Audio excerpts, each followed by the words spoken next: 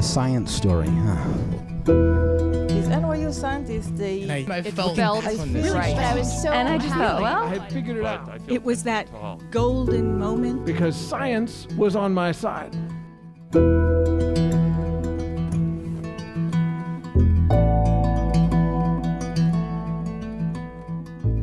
Hey everybody, welcome to the Story Collider, where we bring you true personal stories about science.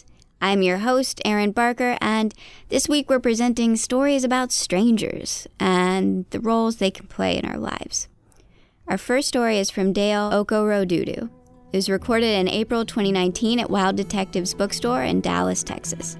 This was the launch of our Dallas show and was produced in collaboration with the Lyda Hill Foundation and the Dallas Morning News.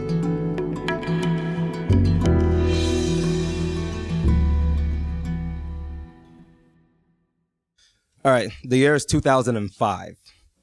I'm a junior at the University of Missouri. It's where I go to college. I'm an out-of-state student. Being an out-of-state student, things are a little bit different for you because you see your friends having fun when you don't have fun, right? So homecoming weekend, your friends' families come in town. Your family doesn't come in town because your family's back out of state, right? 3-day weekends, Memorial Day, Labor Day, Easter, they get to go home for 3-day weekends. You don't get to go home, all right? So you're there by yourself. So this particular weekend, I was really excited because I finally get to go home, see my family. I get to go home, see my friends. I get to go home and eat at my favorite restaurant. So it's going to be a perfect weekend. I'm going to go to the airport, have a great time. Everything has to be perfect, all right? So I leave Columbia, rush to St. Louis, where I fly out of St. Louis to Houston, Texas. I'm at the St. Louis airport, and it's wintertime, right? So I'm dressed like anybody my age, anybody of my culture, my generation would be dressed. I'm wearing baggy sweatpants and a hoodie. That's how I dressed back in 2005, right?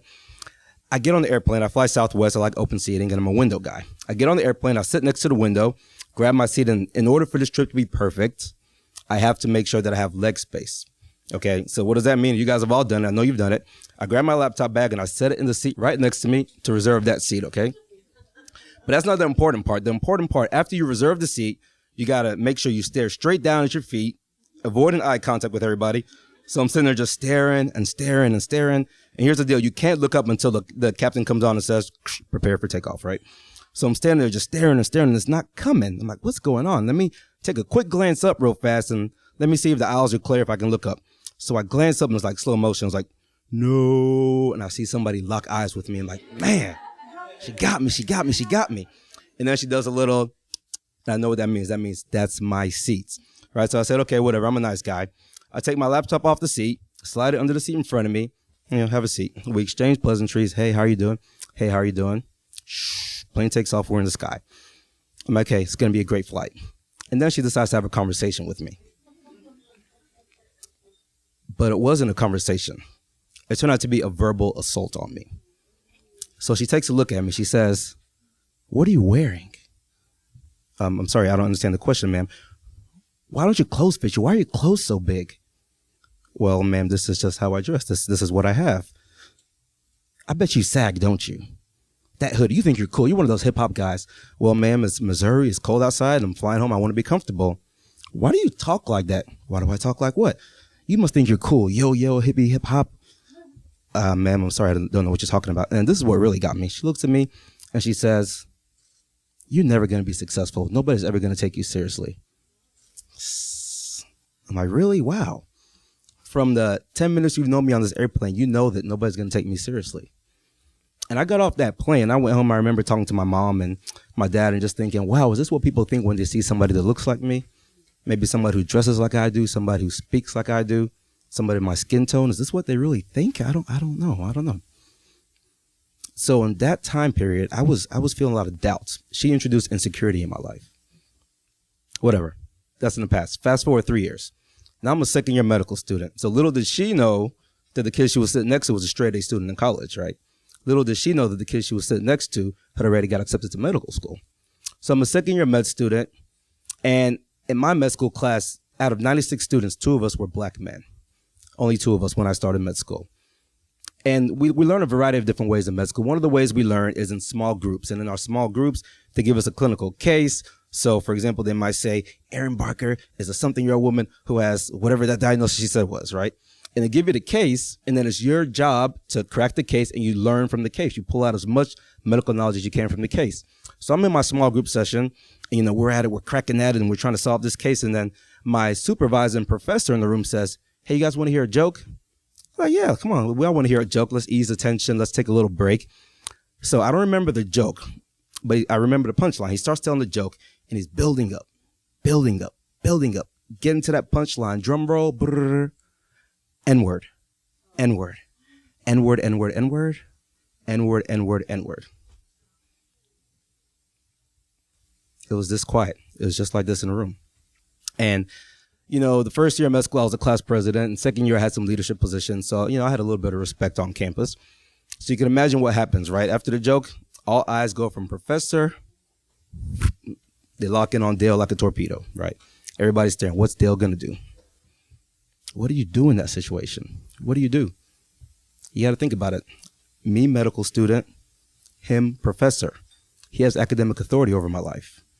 What do? I dropped the ball. I didn't know what to do. All I said was, that's not funny, right? I just didn't know what to do in that situation. And I got really, really upset.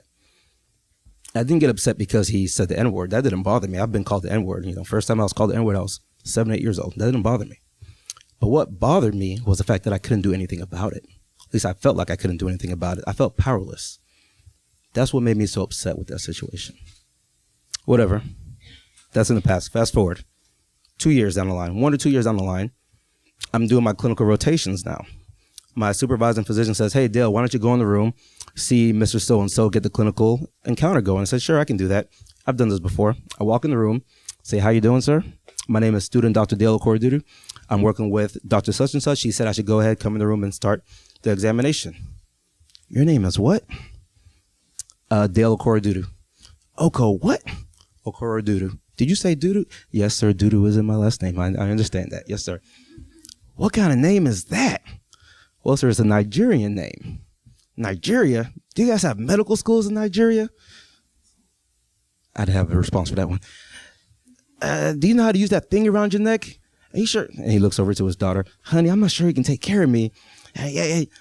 Sir, yes, we do have medical schools in Nigeria. And regardless, even if we didn't, I go to medical school right here where you're being treated. Sorry, I don't know if I want you to take care of me. Fortunately, my supervising doctor walks in the room and she gives that man the biggest scolding he's ever had in his life, probably. So that was very reassuring for me. But nonetheless, what that showed me was there will be some patients who just don't want me to take care of them. So it made me feel very, very unwanted. And the whole way through, I'm thinking, man, if I feel this way, I'm sure there are other people like me who feel the same exact way. Fast forward to the year 2013. I am finishing my internal medicine residency at Duke, and the Association of American Medical Colleges puts out a report. That report says that the number of black men applying and getting into the field of medicine is actually decreasing. So it's less in the year 2011 than it was in 1978. That's 30 years plus difference. Less in 2011 than 1978. Everybody goes crazy. He's a frenzy. Everybody's wondering, why is this? Why is this? And I'm sitting there thinking, I know exactly why this is, right? Insecurity, powerless, unwanted. When you're trying to get into a field that's as difficult as the medical field, these things they're barriers. They make it very hard to be successful in these fields, right? Nonetheless, I was hopeful. I was hopeful because, I had a little kid then. When I look at my little kid, I think, well, my son doesn't care about race. My son will play with anybody. I was hopeful because I had mentored young black boys, young black girls, Asian, white, every race, and the future of medicine looks bright. I was hopeful because I know when I walk into my patient's room, most of the time, not all the time, but most of the time, they're happy to see me. And every now and then I get that, hey, I'm proud of you, because they understand what we've been through. So that hope turned into action. And with that action, I started an organization called Black Men in White Coats to address this issue. Black Men in White Coats, we focus on inspiring and mentoring the next generation of physician leaders from all backgrounds, all diverse backgrounds, with a special emphasis on black men. We make short documentary videos, some of which have gone viral. We do podcasts. And most recently, we had a youth summit here in Dallas, Texas, had over 1,800 people register. So, at the end of the story, all this adversity that builds up, that's fuel, that's ignition, that gives purpose, that gives passion, and turns it into action. Now, I told you guys I have a podcast and I have short documentaries, and we have a lot of guests, and our guests always say the same thing at the end of every episode. It sounds something like this. My name is Dr. Dale Okorodudu, and I am a black man in a white coat. Thank you.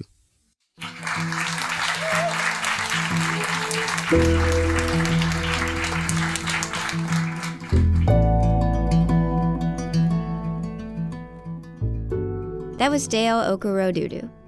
Dale, or Dr. Dale as he's known, completed his undergraduate medical training at the University of Missouri. Following that, he did his internal medicine residency training at Duke University Medical Center and completed his Pulmonary and Critical Care Fellowship at UT Southwestern Medical Center. Dr. Dale practices at the Dallas VA Medical Center and serves as an Associate Program Director for Internal Medicine at UTSW. His professional mission is to develop tomorrow's leaders in medicine. He is the founder of DiverseMedicine Inc. and Black Men in White Coats.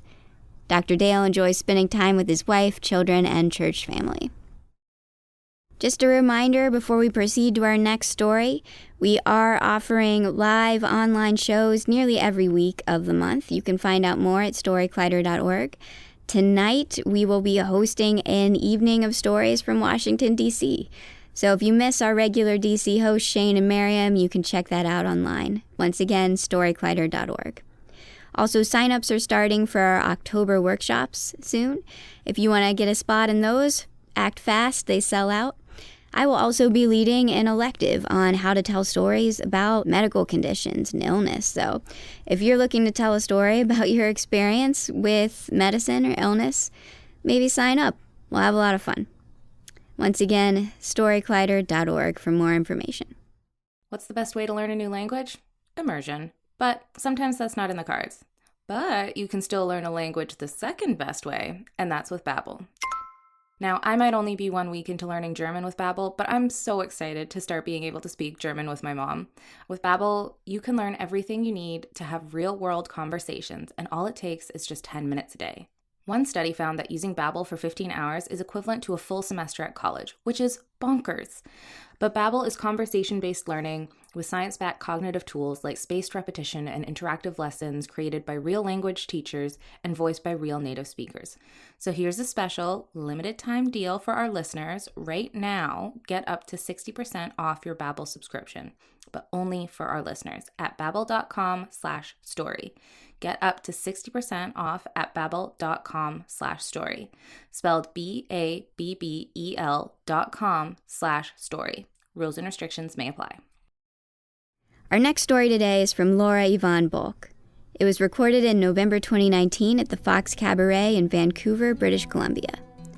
The theme that night was Great Expectations.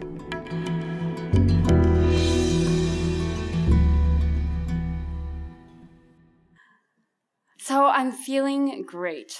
I get such a rush out of presenting. I presented 4 times in 3 days at this conference. I had great scholarly conversation, critical questions. My intellectualism is just on fire. But I'm exhausted. So I'm heading out. But before I leave, I'm going to grab some water because I'm really okay, let's be honest. I'm going to grab a couple more cookies and put them in my bag for the bus ride home. I hear someone beside me. She says, "Oh, I really enjoyed your talk. That was really interesting." "Oh, thanks. I really enjoyed it too." She says, my sister, she has macular degeneration. Is that what you have?" "Well, no, it's not." And I launch into my spiel because you often get a lot of the same questions when you carry a white cane. "No, I don't have macular degeneration. I have something called corneal anesthesia, but there's like one other family in Canada who has it, and I think my doctor just gave it that name. Basically, I can't feel my face or my eyes, kind of like leprosy, but only on my face. And when I was a baby, I scratched my eyes. And I didn't feel it, so I kept doing that because there were soft, squishy things in my head. Why wouldn't I play with them? That led to scarring on my eyes. That scarring blocks my vision, so it makes everything more blurry. I also get ulcers on my eyes periodically. An ulcer is kind of like an open wound. Usually you hear about it in people's stomachs. I get them on my eyes. Oh, she says, that is interesting. So what can you see? Also a question I get a lot. Well, I can see that you're probably a person because you're moving, but most people just look pretty similar, a bunch of blobs in different colors. I can't really read things that well unless I'm really close to them. So like at conferences, I can't cheat and read people's name tags unless I'm like this close to their chest, and generally doesn't work out very well. And also different conditions affect what I see. So like lighting, when it's not in my face, that's really helpful. Or if conditions are really dry, that doesn't help. Or if I didn't sleep very well the night before, it makes it worse. So I'm heading home early because this conference has been exhausting. I didn't sleep that well last night, and it's really dry in here. The sun is shining. I head out into the beautiful May day. The sun is shining. It's so good to be out of that air-conditioned conference. And I start heading across the parking lot. I hear, "Excuse me," there's a man standing there. Hi, can I help you? Yeah. Are you blind? Well, yeah, I don't see that well. That's why I carry this white cane. It helps people know that I won't see them very well and helps me from tripping on things. Oh. Do you want to feel my face? No, thanks. I don't want to feel your face, but I want to go now. I walk away thinking, how do I respond to that? I was just so taken aback. If I hadn't been quite so taken aback, I might have said yes and slapped some sense into him. But I didn't do that. Partly because I think I know where he gets that from. There's this movie, it's also a play, The Miracle Worker. It's about Helen Keller. Well, actually, it's kind of about her teacher, the miracle worker. Helen Keller was actually an amazing person. She was a socialist and a feminist and an advocate for women with disabilities long before anyone else seemed to be. But this movie and play, there's this one scene where Helen is feeling someone's face. Won't get into why she's feeling the face, but this has become a stereotype. Every blind person wants to feel your face. No, we don't want to feel your face. Thank you. So a few months later, it's now a cold February day, and I'm heading home from seeing a new client. I'm in an area of town that I don't usually go to, and so I'm not totally sure, is this my stop, or is it the one that's a few meters down the road? So I think, well, I don't really feel like digging around in my bag, taking my gloves off, getting cold, trying to find my monocular so that I can use it to read the sign. So maybe I'll do something more efficient. I'll just ask a bystander. So I say, "Oh, excuse me, ma'am." Thankfully, I got the pronoun correct. "Excuse me, ma'am. Is this a stop for bus number 99, or is it the stop that's a few meters down the road?" She looks up at my face. She looks down at my cane. She looks up at me, down at my cane, and grabs my arm and drags me a few meters down the road and plunks me down on a bench and says, "Oh, there you go. Don't worry. You're now in the right place. This is where the 99 stops." And then she briskly walks away. Thanks, I think. But really a simple, actually the bus stop is a few meters down the road. Do you want me to guide you over there? Would have sufficed. But I don't say that, because if I say something like that, she might think all blind people are really ungrateful and kind of rude. or she might not offer help to one of my friends tomorrow. I'm kind of just always on, always the advocate, always performing a certain blind person. So I didn't say that to her. A few months later, I'm working at a rehab center. It's now a lovely Monday morning. And on Friday, everything had started to get a little more blurry than usual. As the weekend progresses, things start to become more and more hazy, and I think, oh, shoot, I think I have an ulcer, but on both my eyes instead of just one, which is the usual. So Monday morning, I've made an appointment to see my specialist at noon, so I just need to get through the morning. I'm trying to do my usual stuff, but things aren't quite working the way they usually do, because I can see about like half or less of what I normally do. But thankfully this morning, I don't have to do too much paperwork because I'm shadowing someone. She comes to pick me up, and we're going to go over to the treatment room. Thankfully, she's wearing a bright green shirt, so I can follow a bright green blob, the one thing I latch on to that I can actually see. And I follow the bright green blob through the busy treatment room. There are activities going on, it's noisy and loud, and I'm following the blob back and forth and trying to avoid wheelchairs and activities and balls and people, and oh, sorry, you didn't need those toes, did you? Oh, sorry. Eventually, we do make it to sit down at the table where I'm going to meet one of her clients. So I plunk myself down, and my colleague goes off to get something. And I start chatting with Corey. First thing I let him know is, now I know my eyes are bright red. Don't worry, it's not pink eye, it's not contagious. I just have an eye condition and it's flared up today. He laughs and I also laugh. They're like the color of my bright red shirt.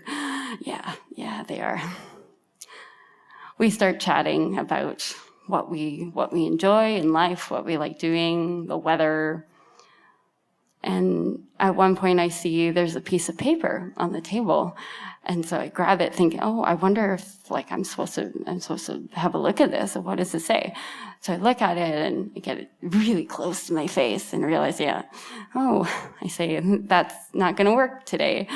My eyes are a lot more blurry than they usually are, and I'm kind of just trying to navigate the world in a different way, trying to do things differently because my body isn't functioning the way that I'm used to. Corey cocks his head and he says, me too. You see, Corey had had a spinal cord injury the year before, and that's why he's at the rehab center. Now, Corey and I, we have very different experiences. He's not much older than I am, but I'm adapting to changing vision. He is adapting to living life with paraplegia as someone who used to be a two-legged. It was this profound moment of connection that I hadn't really experienced, reflecting back on those other interactions that I'd had. I reflected on why this interaction felt so different and what I wished would have happened those other instances. What I had with Corey was this sense of solidarity, of shared experience, of empathy, of shared humanity. Going home that day, I couldn't help but think how much I wished that could have been true for my other experiences.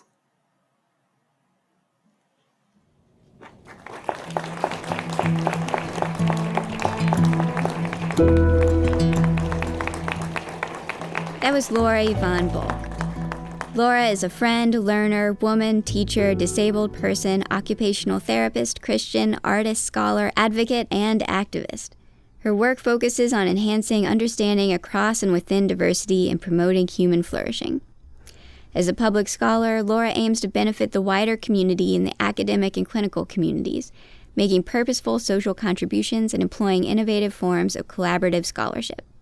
She works in the areas of quality of life and palliative care, belonging in academia, being blind, inclusion of disabled people in healthcare professions, and the use of creative methods and cross-sectoral partnerships to do research for the public good. We're so grateful to Dale and Laura for sharing their stories with us. The Story Collider is also very grateful for the support of Science Sandbox, a Simons Foundation initiative dedicated to engaging everyone with the process of science. Story Collider is led by me, Artistic Director Erin Barker, with help from Deputy Director Nissa Greenberg, Operations Manager Lindsay Cooper, and the rest of our amazing team. The stories featured in today's podcast were from shows produced by me, Erin Barker, Anna Kuchman, Aparna Kumar, Kayla Glenn, and Josh Silberg. The podcast is edited by our podcast team, including Jun Chen and Gwen Hogan. The theme music is by Ghost. Special thanks to the Fox Cabaret and Wild Detectives for hosting these shows, and to everyone out there struggling to navigate others' expectations of their limitations. Thanks for listening.